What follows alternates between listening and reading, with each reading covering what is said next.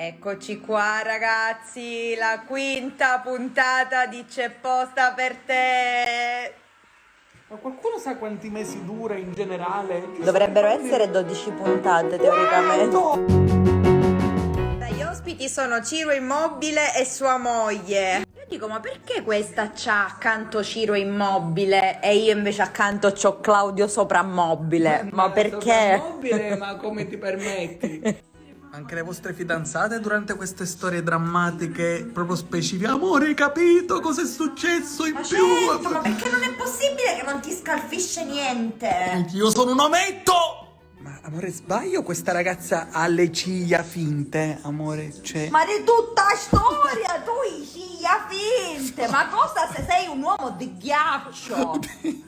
Ora dimmi tu che c'entra Ciro Immobile con la moglie? Cioè, voleva quello il giocatore della Ciro Immobile, Effettivamente non c'entra niente, è come se chiamassero i soldi spicci e vieni pure tu. Cioè la gente vuole me, che c'entra? Ma che vuol dire? Ma... Qua nel frattempo una nuova storia. Amore, sta ascoltando? Sì, se tu non mi interrompi. No, perché io non sto capendo niente. Come sempre. Te lo volevo Sì. specificare, eh? Ragazzi, siamo a Palermo.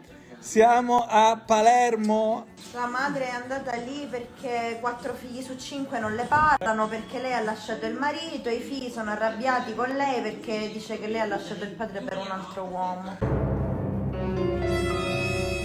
Comunque voglio fare i complimenti a questo ragazzo, a lui, perché si è sforzato, perché il suo istinto stava per dire non sono qui per dire menzogne, ma il suo istinto da palermitano era non sono qui per dire minchiate, però si è sforzato, ha detto menzogne, applausi.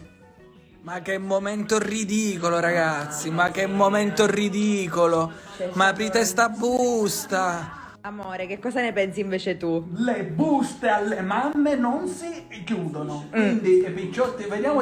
Io pure sono figlio di separati. Che dovrei dire io che mia madre, da quando si è separata, non c'ha il compagno, ma mia madre c'ha una compagna? Che dovrei dire? No, una compagna! E chi è? Mia nonna.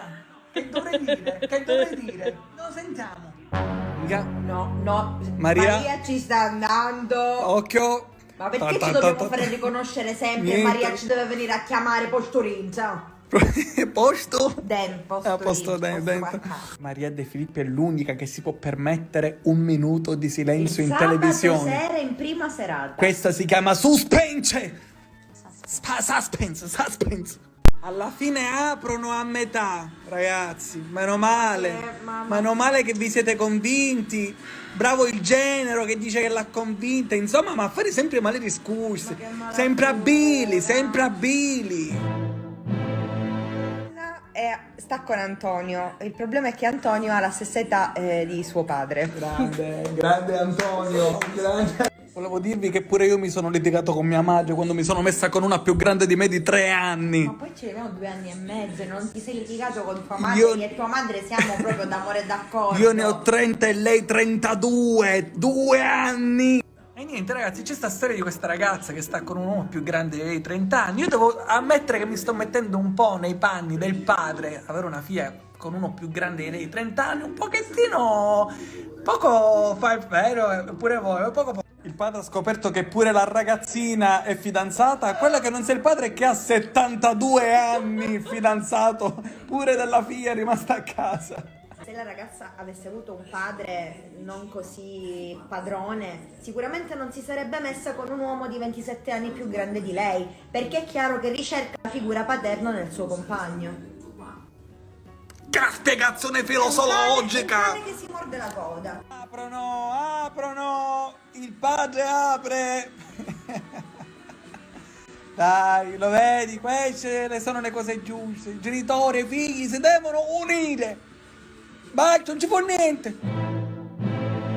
Ora, nuova storia. Amore, vai col tuo riassunto. La ragazza non ha mai conosciuto suo padre. Punto. E là Questa è... Ma perché dacci stazione Maria De Filippi e tu con 3 parole? Ma io veramente... Boh. Il dubbio è se il padre di questa ragazza la riconosca o meno.